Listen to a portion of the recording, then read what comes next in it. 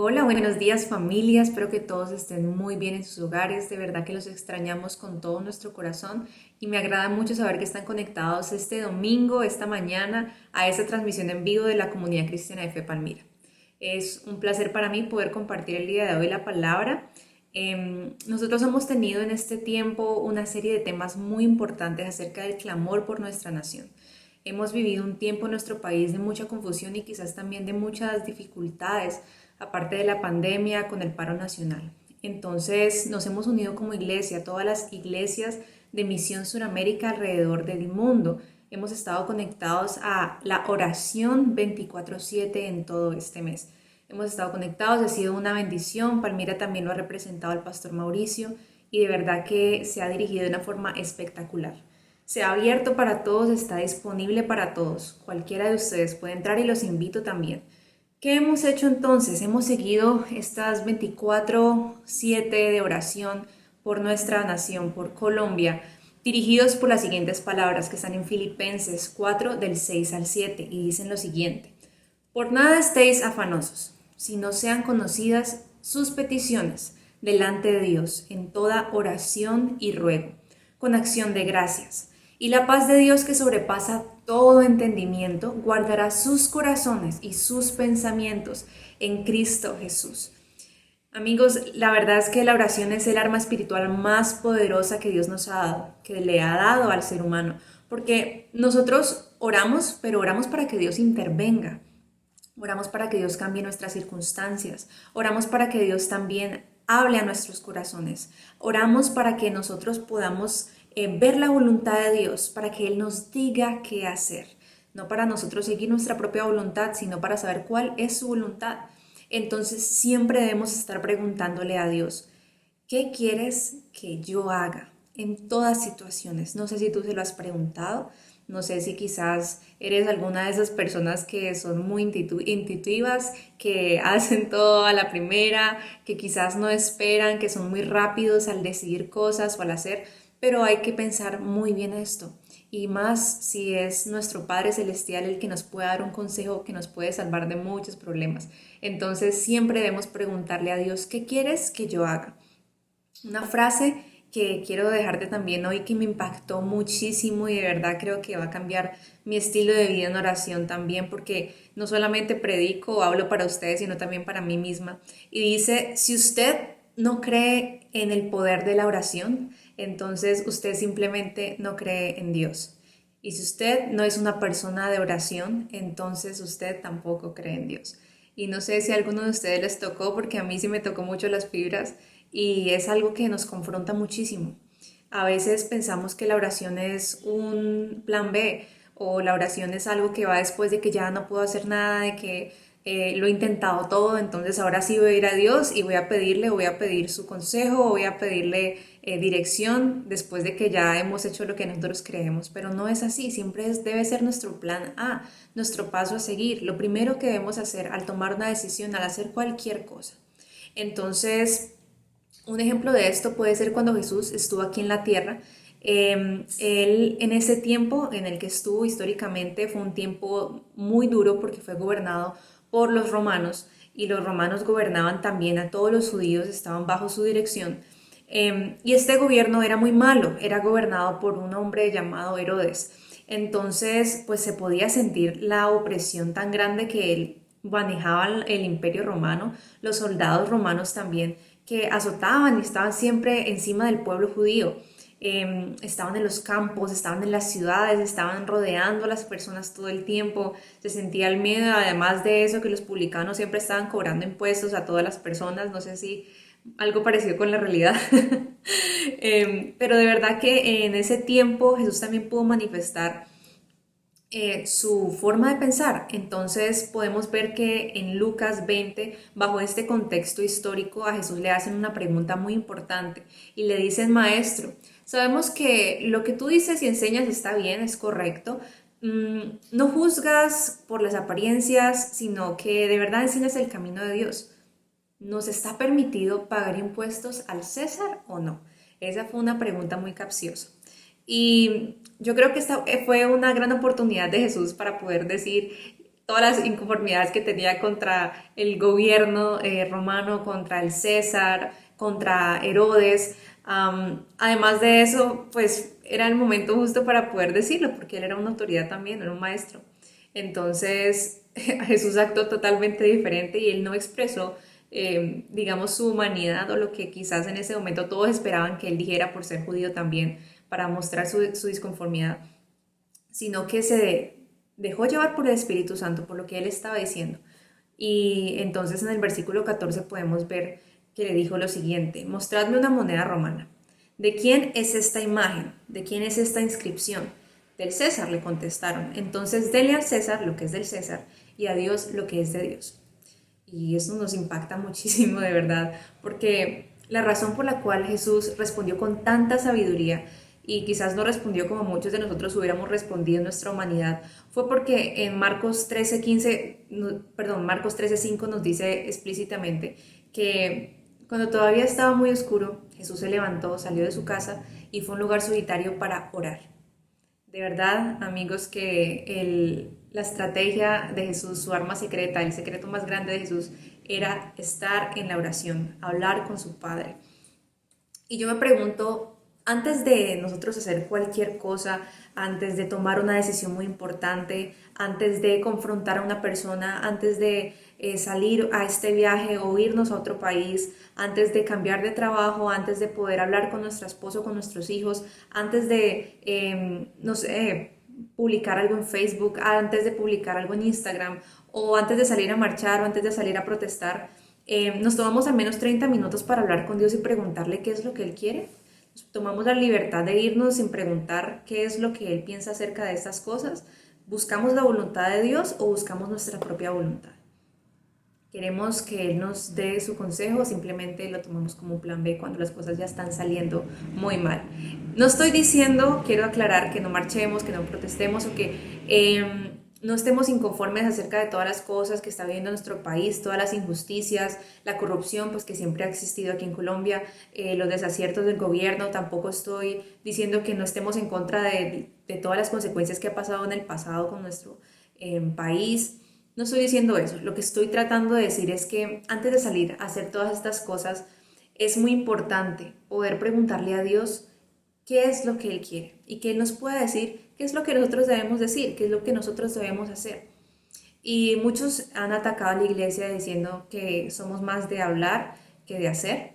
Entonces siempre dicen: la fe sin obras es muerta, la fe sin obras es muerta, y es totalmente cierto, la fe sin obras es muerta. Pero la única obra que es aceptada por Dios es la que Él nos ha dicho que hagamos, la que Él nos ha mandado a hacer. No es algo por nuestras propias intenciones o porque nosotros creamos que está bien o mal, sino porque Él es quien nos dice que debemos hacer. Entonces esa es la fe, esas es las obras que Él quiere que nosotros tengamos. En primera de Timoteo 2 dice, en primer lugar: así que recomiendo ante todo que se hagan plegarias, oraciones y súplicas, acciones de gracia por todo, especialmente por los gobernantes y por todas las autoridades, para que tengamos paz y tranquilidad y llevemos una vida piadosa y digna. El secreto de una vida pacífica es la oración, se los aseguro. En segundo lugar, nos habla de que debemos clamar y debemos orar por las autoridades. Es algo muy complicado. Y quiero que también recuerden el contexto en el que ellos estaban, en el que se escribió esta carta también. Fue un tiempo también de opresión por los romanos. No era un tiempo de felicidad y buenas obras allí entre los romanos y los judíos, sino que siempre era opresión, eran persecuciones, muertes. Entonces fue aún más impactante ver el contexto y leer esto y darnos cuenta de que ellos también dicen: oren por nuestros gobernantes, oren por sus gobernantes. Y no es algo fácil, sé que no es fácil, pero debemos hacerlo con todo nuestro corazón. Y en tercer lugar, orar es hacer guerra espiritual. Entonces en 2 Corintios 10:4 dice: porque las armas de nuestra milicia no son carnales, sino poderosas en Dios para la destrucción de las fortalezas. Y en Efesios 6:12 dice: porque nuestra lucha no es contra seres humanos, sino contra poderes, contra autoridades, contra potestades que dominan este mundo de tinieblas, contra las fuerzas espirituales malignas en las regiones celestes. Satanás ha designado principados y potestades en lugares estratégicos de nuestra nación. Y de nada sirve poder estar tratando de hablarle a las personas o a los seres humanos si ellos están poseídos por su orgullo, por su soberbia, por su narcisismo, por su egoísmo y por siempre ir por sus propios fines. De nada nos sirve tener discusiones con nuestra familia, amigos, demás cristianos, porque eso lo que va a hacer es dividirnos y eso es lo que el enemigo quiere. Entonces les voy a hablar de algunas de las potestades que pueden haber. Como ya les había dicho, la división. Esto ha generado una situación muy fuerte de mucha discusión entre las familias también de Colombia, pero lo más triste es que también dentro de las familias cristianas, dentro de las familias que seguimos a Jesús. Y entre la misma iglesia también se causan estas divisiones y muchas de las personas de las iglesias también han estado inconformes con toda la situación y cómo se ha llevado a cabo.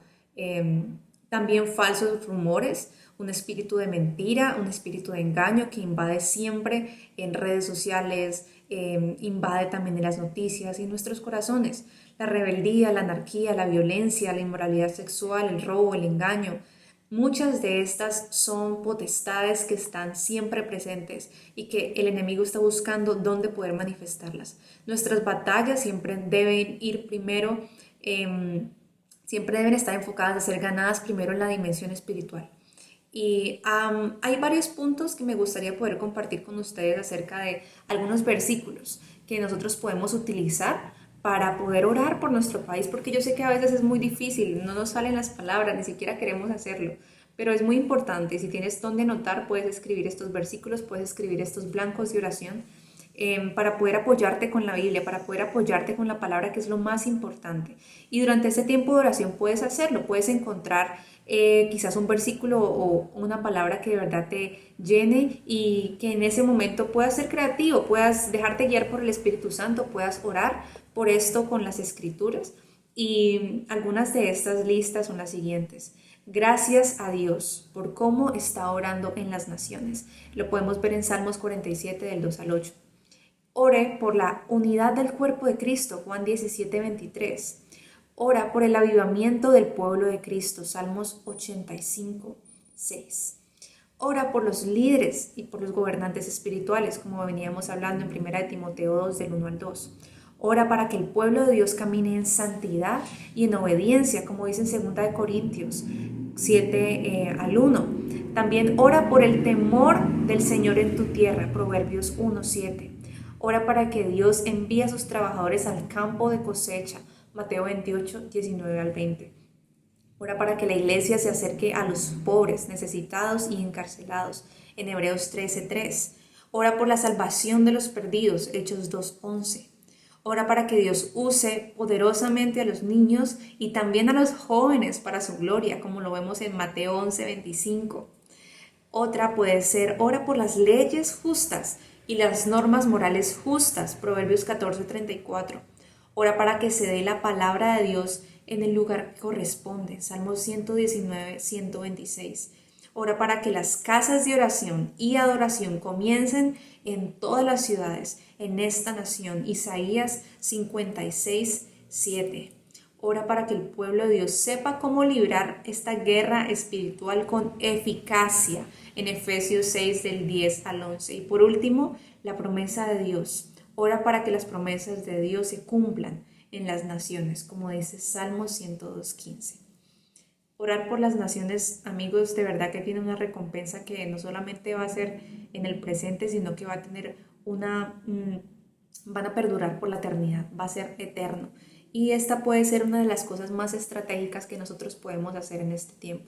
Y yo los invito a poder anotar estos versículos, anotar estos blancos de oración, tenerlos presentes. Si ustedes quieren también tenernos, pueden escribirlos a nuestro chat y nosotros con mucho gusto los enviaremos para que lo tengan también allí escrito, lo puedan ver, lo puedan leer. Y familia, esta es una invitación para que no paremos en la oración, para que se conecten en nuestros tiempos de oración también. Es muy importante y quizás para ti sea difícil hacerlo solo, entonces puedes conectarte en estos grupos que tenemos 24/7, cualquier hora del día, si es en la noche, en la madrugada, muy temprano o quizás muy tarde, vamos a estar allí. Y si quieres empezar a orar por tu nación, este es el momento. Dios de verdad que está esperando por intercesores, está de verdad amando a estas personas, atrayéndolas.